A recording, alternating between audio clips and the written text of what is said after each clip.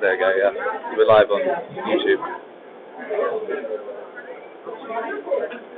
Thank you very much, Catalina Hall. Welcome to the New West Symphony's Meet the Artists.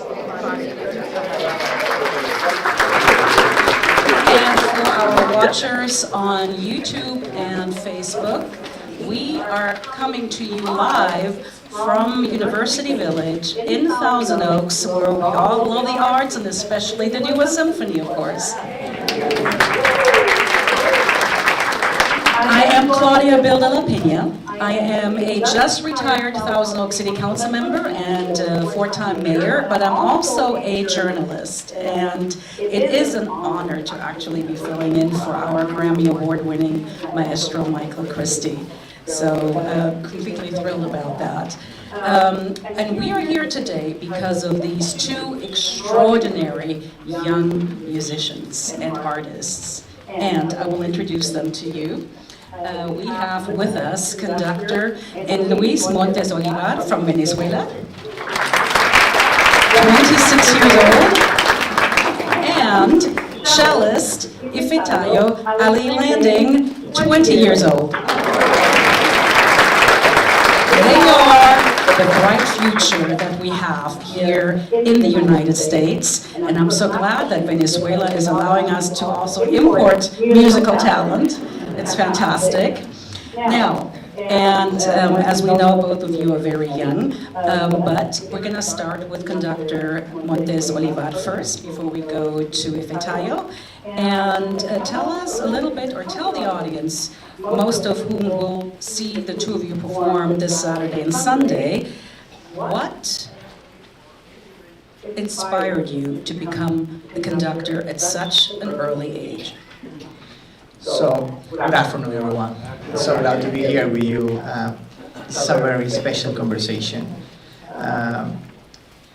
You know, this is a very good question, because sometimes we do some things that we notice at the moment that it could inspire other people. When you wait for a moment, you stop yourself, and then you think deeply about that. You say, okay, maybe I'm inspiring someone, or because somebody noticed that in front of you. So, but I can say that the thing that inspired to me to become a conductor was that a special moment that you have in a relationship. How I can explain that? When you select, you pick up an instrument. Ifetayo can talk about that later. You have a relationship with the instrument. You have a relationship, you get married with the instrument. And then you gotta get music with that. And you gotta respect the instrument. You gotta love the instrument. You gotta get mad with the instrument. It's part of that. It's part of that. But what is special about this relationship? The good things. That's the secret. The good things that provide that chirp with the instrument. And for me, as a conductor, these special moments that we can get from the orchestra, working hard to create the music for you. I don't like the expression, making music. I think that when we create something, because the music is a language, and then it's a message. We are communicating something to you. You are receiving something that we are creating, that we are understanding one thing, but maybe you will understand another thing. But it's right also. It's the same thing. At the end, the thing that inspired to me to get the baton is that special result you can get working hard with the orchestra. This special energy, like right now I'm talking to you and I'm getting energy from you, it's exactly the same thing. Exactly the same thing with the orchestra. It's beautiful. Inspired to me to keep that way, creating music for you, for all of you, for the community, because at the very end we live in a community. Everyone lives in a community, and the world is a great community. And when we create special things, artistical and cultural things, we are creating a better community. Yeah. Thank you. Thank you so much. I also want to say, Enluis is the product, shall we say, of El Sistema in Venezuela, which produced Gustavo Dudamel. And he has been, I wouldn't say apprenticing, but you worked with Maestro Dudamel for 2 years, the last 2 years, and we'll be going to Paris with him as assistant conductor next month.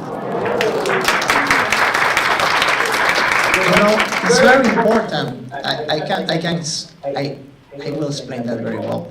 It's so important. The bigger conductors inspire the young conductors all the time. Like in every career, someone inspires you because they have done a lot of things that you want to get done. So I'm so proud that one of the best conductors in the world is from Venezuela. He's from Venezuela, he's from the city of my dad born. And you love that guy. I mean, look at that. Gustavo is his birthday today.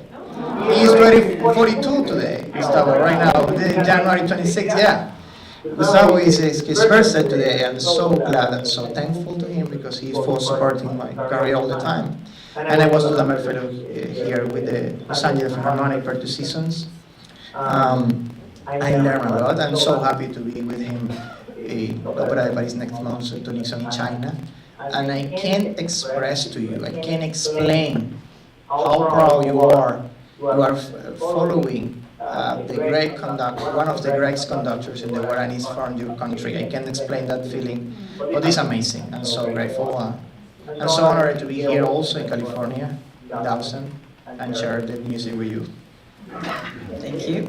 Now, we all know Enluis is 26, Ifetayo is 20, and this is the first time that you are working with a soloist who's younger than you. So, and with that, we're going to Ifetayo Ali Landing, a child prodigy. Early on, started with the violin. At age 4, moved to the cello, and was really mentored and inspired by her mother. So we would like to learn a little bit more about you and why you are now this great up-and-coming superstar in music, and especially as a cellist. Yes, so hello everybody. To get started, music is pretty much all I know. I grew up with it. I was in my mother's belly listening to her teach her lessons. So it just kind of wasn't an option for me. I'm very happy I play music, but it wasn't something I just looked at. I was like, I need to do this. My very first memory is me with the violin in my hand. So yeah, but I don't know. The reason I think I'm still performing now and not just, it wasn't just a childhood love, is because I really saw how much it can touch people, just me playing a few notes on the cello, which to me is just, oh, I'm just playing cello. But then I look at other people's faces and I'm like, I just affected somebody's day. That's crazy to me. Like, I could change somebody's day with something I worked on just in my room by myself. So I love the impact I can have on other people, and as well as I can say things on my cello that I just can't find the words for. I can't always find the words for everything, but when I pick up my cello, I'm like, okay, this is the sound I want. And in today's Ventura County Reporter, there is a very nice article about both artists, and you are describing as to why you chose the cello and what it does to you. Can you expound on that a little bit more in terms of the feelings it conveys? Yes, so, well, you can convey any feeling on the cello. One of the reasons I specifically love the cello is because it's very close to the human voice. And you hear it in a lot of movies for a reason, because you can get very emotional with the cello. And it's a very mellow sound, and you don't even have to just do classical. I play any type of music you can think of, I play it on the cello. So, yeah. Are we ready to hear a little bit of that music? Okay. Okay, I'm going to start with a piece named Summerland by a wonderful composer, a wonderful black composer named William Grant Still. Please enjoy. Thank you.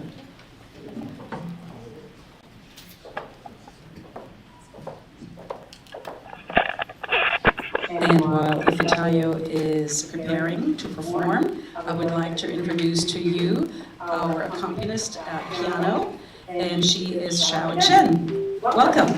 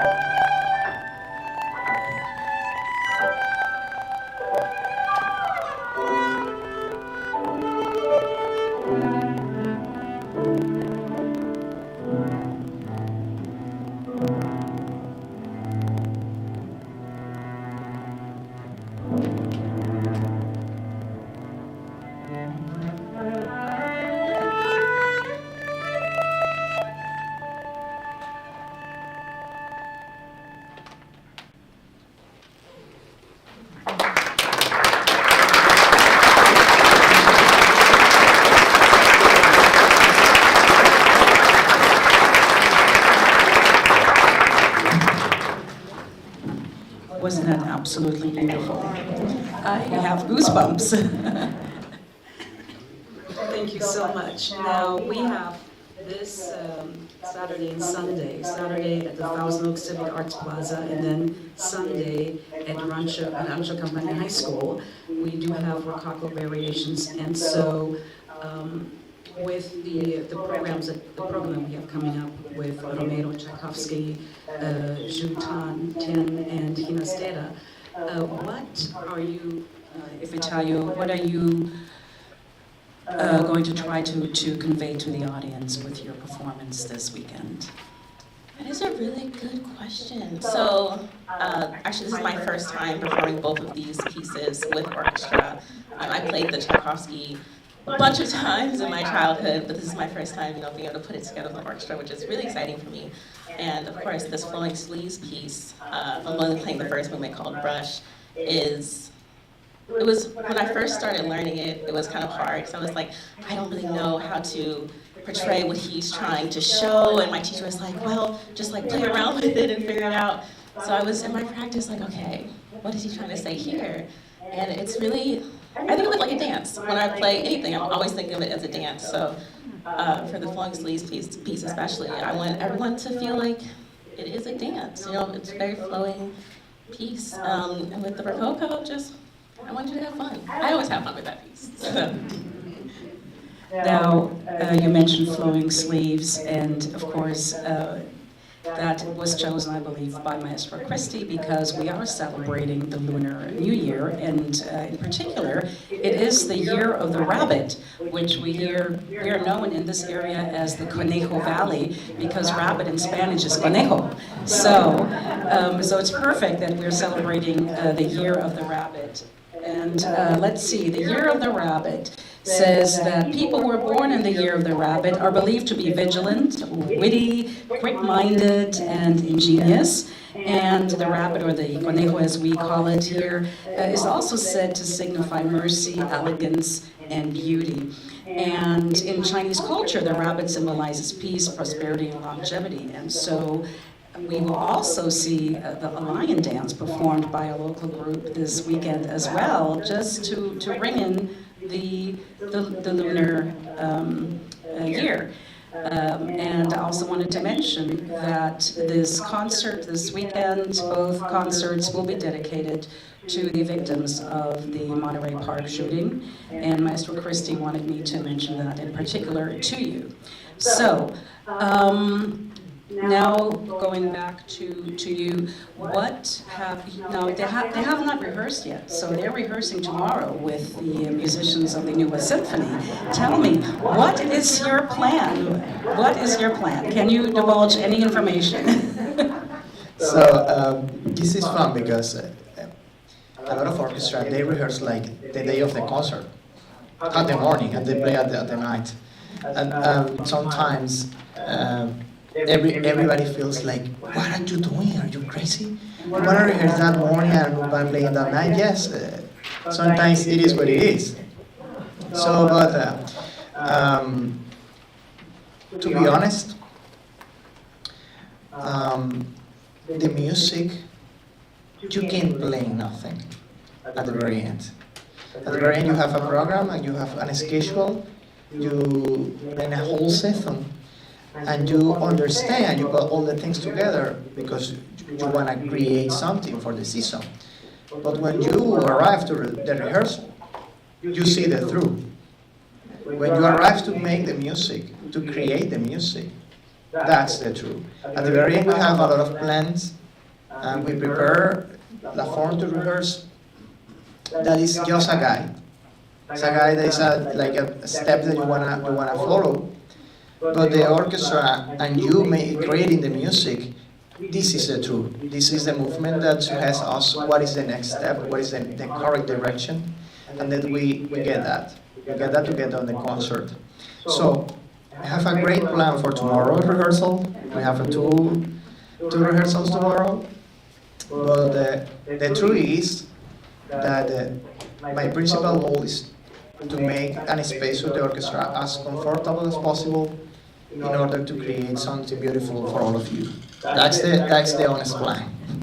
This is the honest plan. Yeah. That's a great plan. I like it. Now, tell us a little bit more about your training with El Sistema.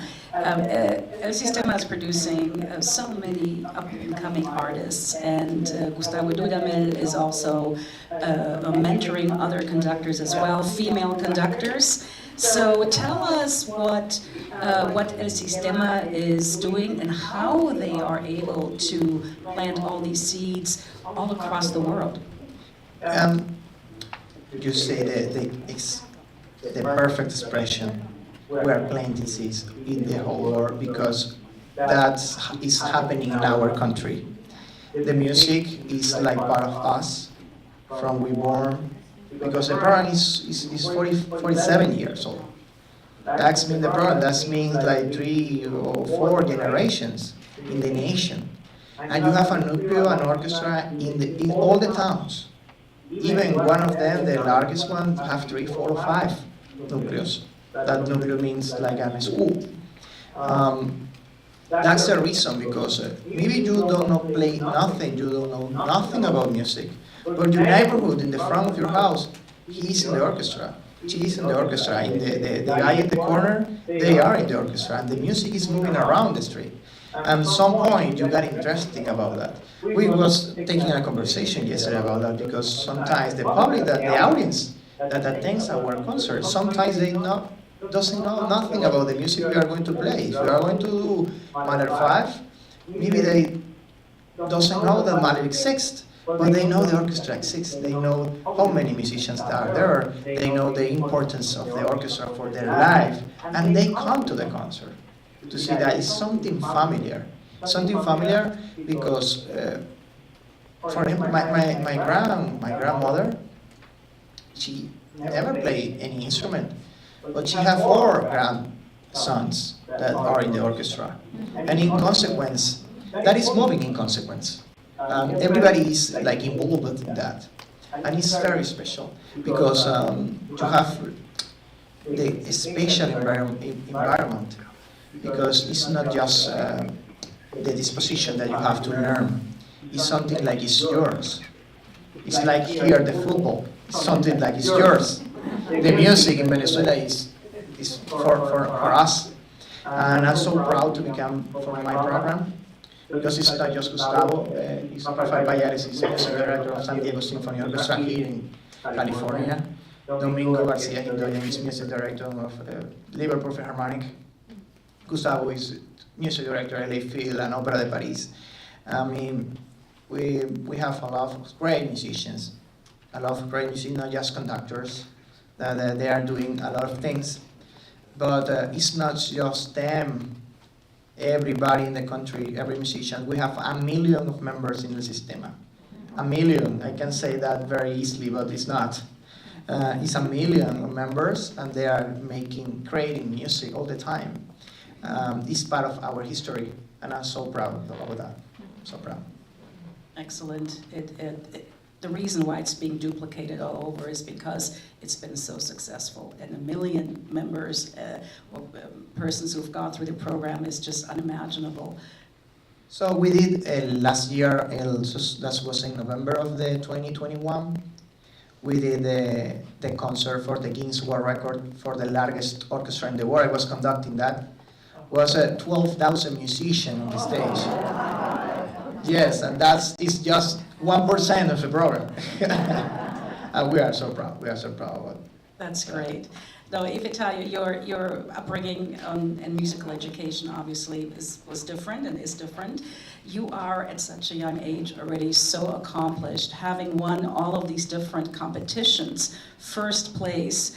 And I mean, there are so many in the last 4 or 5 years that you have won and where you have performed. What else is there for you? You're only 20, as I said. What are you looking forward to? What is the plan?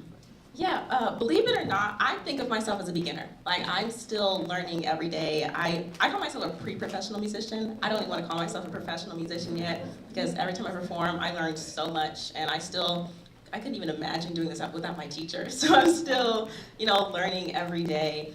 I just want to, keep performing with orchestras, and I love teaching the little ones. I've taught at a couple of systema programs around the country whenever I visit orchestras, and I just love being able to share the knowledge that I'm still getting to this day. I'm a junior in college, so I'm not even about to graduate yet. But, yeah, I still think of myself as a baby. Well, you are, kind of. So I'm going to Good also... point of view. Second point of view. I'm also going to state the obvious. You are African American, Black, you're Latino, and in this day and age, and of course all the classical music, as we know, Beethoven, Mozart, and others, that was all for a different time, different period. How do you view the rise of people of color in the arts or music industry? That's a good question. So, I mean, we've always been here. We've been doing classical music for as long as it's been around. We just haven't really been the focal point. No one's seen us. We've been in the background. So I am very excited now that orchestras and organizations everywhere are making it their priority to, make sure everybody is seen and everybody feels welcome. I mean, we still have a long way to go. I think the fact that I am a Black female cellist shouldn't be surprising. I think it should just be normal. So but I think we're on our way. I'm excited to see where we go in the future. I'm making it my job to always, like whenever I go to school, I always find like children, I'm like, you can do this. This is gonna be you in like 10 years. So I just want everyone to see that this is an option. This is not just something that is unreachable.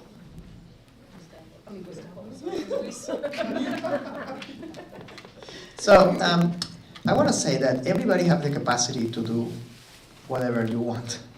Everybody have that capacity.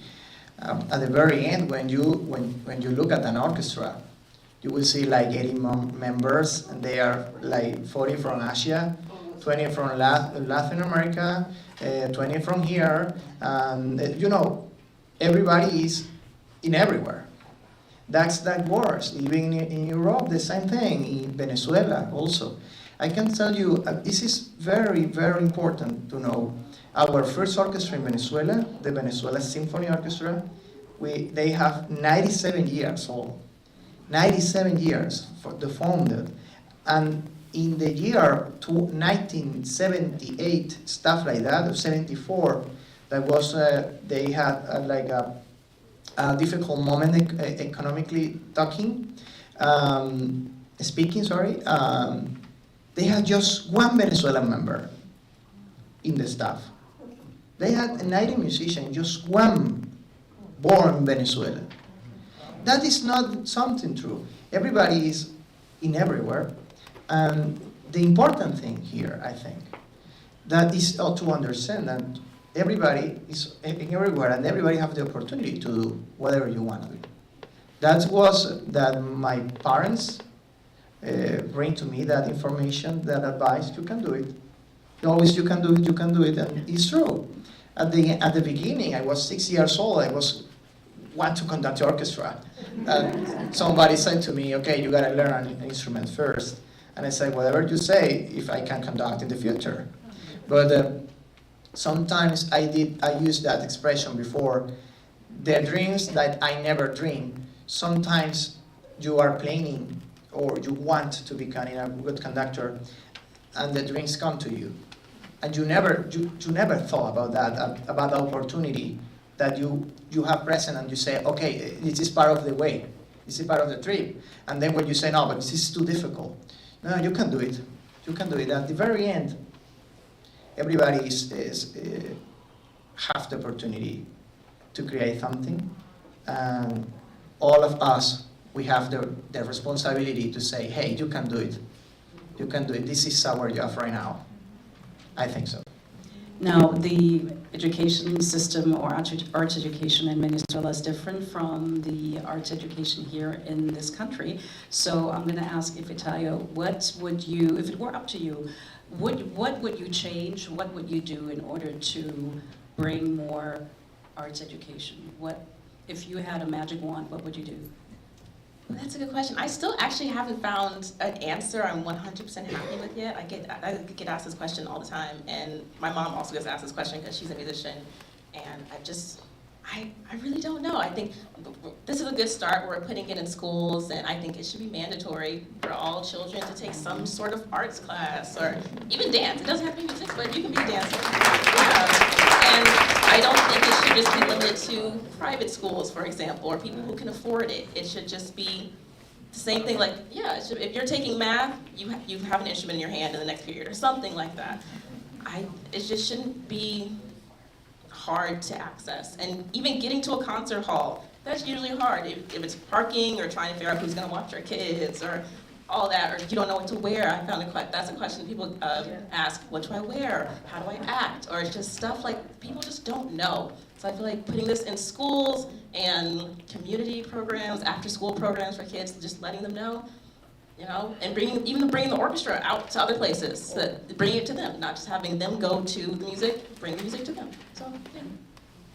And this is important information, an important perspective for all of you and everyone else here in our community to know that the New West Symphony does support arts education so strongly. And we wouldn't be able to do this without your support, without your subscriptions, really. And that is super important to get the word out and become a subscriber so that we can continue the local arts education and work with the local school district as well.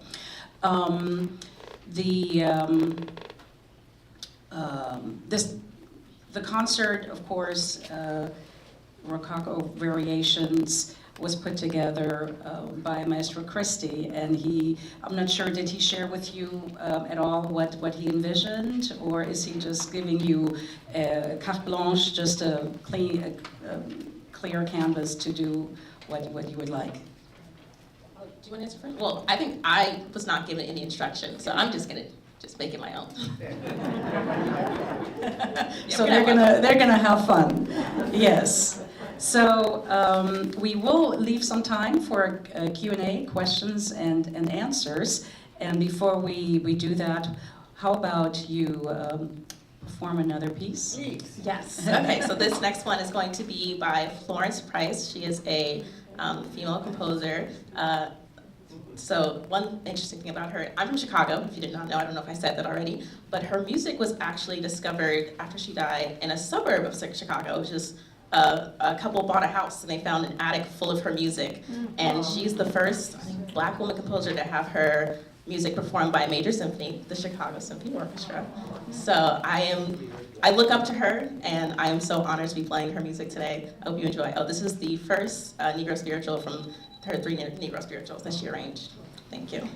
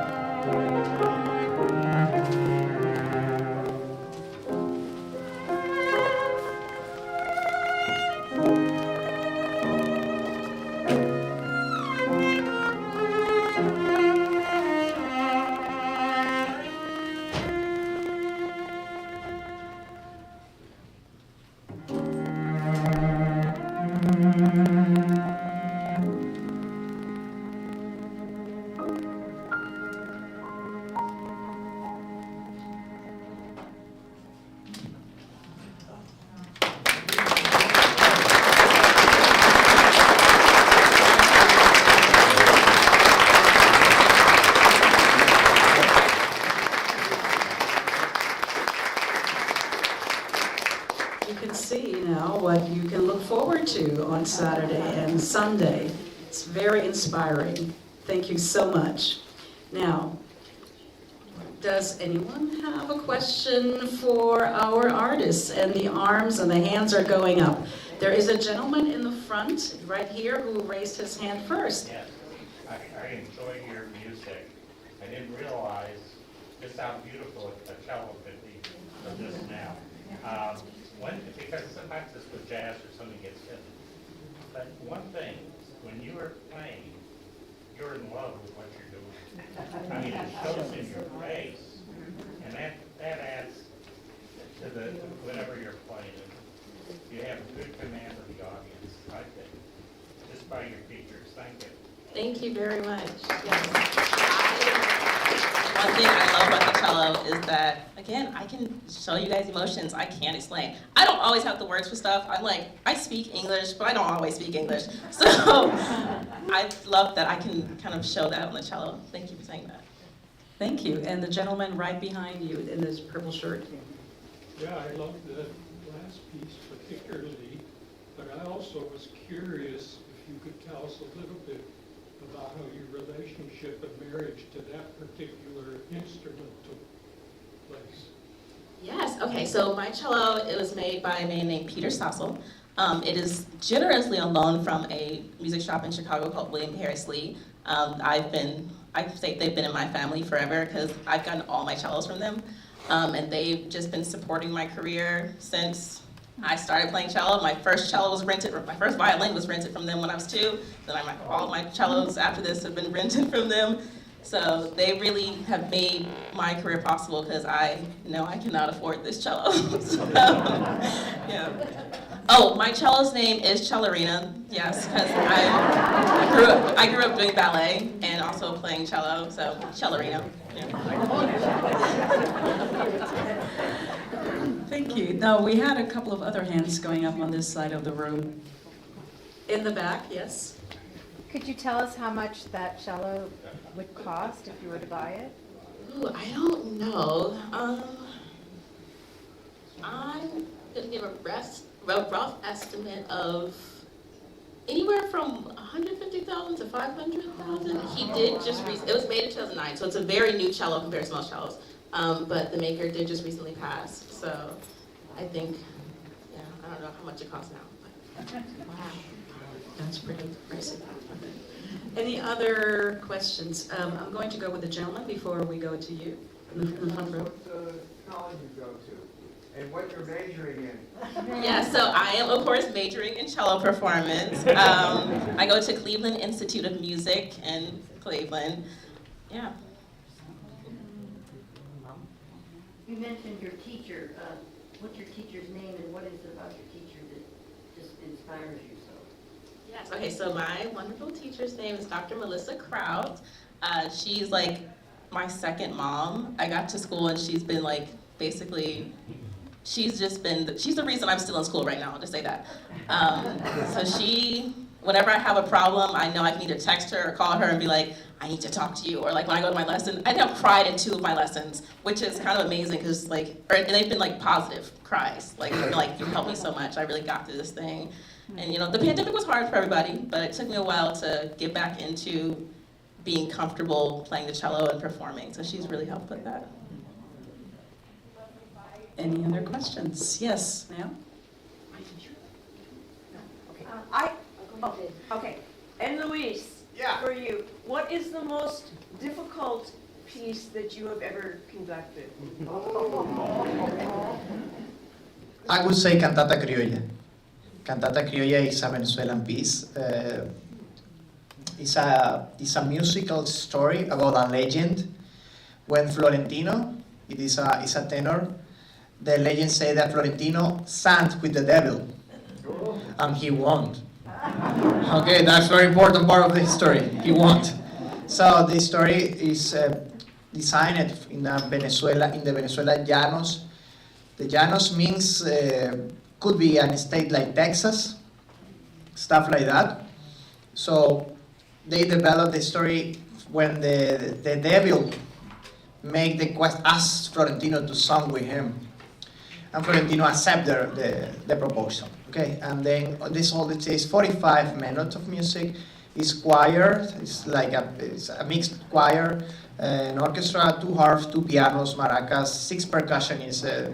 With good winds for 3, brass 4, 3. It's a big orchestra, and then solist, the tenor and the bass. And it's a crazy piece because you are doing these difficult bars all the time and changing the keys. That I think is the difficult one that I made. Yeah. And then the lady in front of you. I was just going to ask another question about the cello. I know the Stradivarius to a violin is like the premier violin. Is there a comparable type of maker to the cello? And have you ever played one? Well, okay, Stradivarius also made cello, so I would say, him, still him. But I'm biased, but I love my cello. I honestly, I don't think I would get a new one. I'm in love with this right now. So, Thank you. Peter Spencer. Yes, sir. How many cellos do you have? That's a good question. Well, I mean, how many have I had throughout my life, or just right now? How many do you have right now? I only have this one main cello that I travel with. It gets a seat on the plane. It's my travel buddy. I have I don't want to call it a fake cello, but I have a fake cello that I use in Chicago when I just need to travel there for a few days. I don't want to have to fly my cello out because you can't check a cello; they will break it. So it's just a cello that we just keep in the house. Basically, it doesn't go anywhere. It's a hard relationship to other planes with the cellos. It's gonna be a great problem. Yeah. Thankfully, I don't play bass.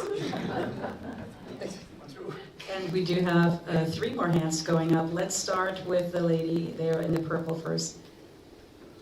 Hey, I think I heard you say that the cello is the instrument most like the human voice. Did you say that? Okay, sorry. Can you repeat the question? I found that fascinating. The question was, did you say that the cello is like a human voice? Most like Most. the human voice Yes. of any instrument. yes, I did say that is not technically true. The viola is the closest, like if you're speaking about timbres, but I personally think it is. The viola is a second to the viola. But, I want to say you something about that. Could you before, or did you before imagine for what reason the people, the humans, create instruments? It's a reason for what we create everything for a reason. They was trying to imitate the voice all the time. They was for the ritos, for the rites, for the parties, for something to create sounds, and trying to imitate the voice. All the instruments, they are trying to get sounds about that. So the brass section is very close also, it's very close with that construction, because the sound is like us, our sounding voice. This is supposed to be a brass instrument, and also the cello, viola. I think every instrument is very close. yeah. I think it's up to you what is more close or not. It's up to you. But at the very end, the instruments, they are trying to create music with the voice. For that reason, I think this partake with the orchestra and the choir is the most beautiful one in the life, because it's the voice and the instrument that are trying to get into the voice line. At the very end, everything is singing. At the very end, even when you are speaking, even the form that the English speaker speaks, the French speaker speaks, the German speaker, that is with a song. This is a form to speak, to construct the sound in all the phrases in different languages. At the very end, every communication by sound is singing. And that's very important to show up. Such wisdom from such a young person, right? Yes, ma'am. Enluis, did you grow up playing an instrument at all? Yeah, I'm trumpet player and singer also. For that reason, I defend the voice. So, we have performance all the time. Even, I could say, as a conductor, the orchestra is my instrument. In fact, in conducting class, they say to you, the orchestra is your instrument. But now, I will say the orchestra is like a teammate. At the very end, this is together. At the very end, I will suggest ideas, I will guide them, but they are going to play. They could sound by themselves. But if we support each other, it's going to be better. At the very end, we are something bad, but it's necessary. So it's so fun. Yes, to answer the question, and trumpet player and singer. Sir. Is the cello tuned from the bottom rather than on top? I've noticed you were reaching down and adjusting something to tune it with the piano. Yes, okay, so the cello is a little bit different than most violins in that whenever you see violinists play, they usually always use what's called the pegs up there, the things I was not using the pegs, but violinists usually only use their pegs, but I use my fine tuners because the pegs on the cello are really hard to move. So you really only use those if you absolutely have to, because I would have been sitting up here for hours trying to get that back in tune. I think we only have time for one more question. I think your hand went up first. Oh, simply, my question is, does the cello have the greatest range of tones to make it the most versatile of the string instruments, from the very low to the very high? I love that question. I think so, yes. I don't know the science behind it, but I say just as a cellist, yes, because we have a low note C, and then I don't know what the highest note is, but we can go very, very high. It can get squeaky and all that. And, I think, yeah, because you do a little bit of everything on the cello. We play in all the clefs, so we do everything. It's important because the high note in the cello is maybe in the middle of the range of the violin, but when you think that deeply, the range of the notes between the down and the higher note in the cello could be the largest one in the string families. Yes, it could be the same within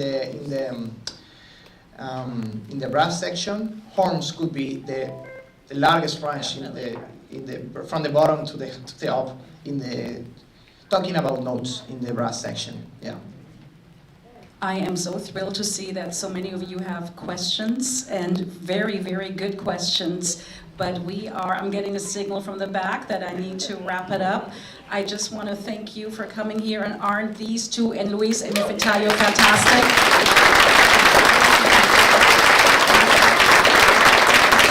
Thank you all very much. You will be able, if you don't have your ticket yet, please get your ticket. Go to www.newwestsymphony.org.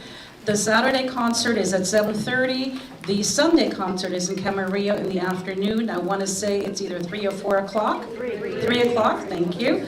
And just continue your support of local arts and arts education. And this is the future of music right here. And you had a chance to speak to them. 2 upcoming superstars. Another round of applause. Thank you so much for coming. Thank you for supporting the New West Symphony, and we will see you this weekend.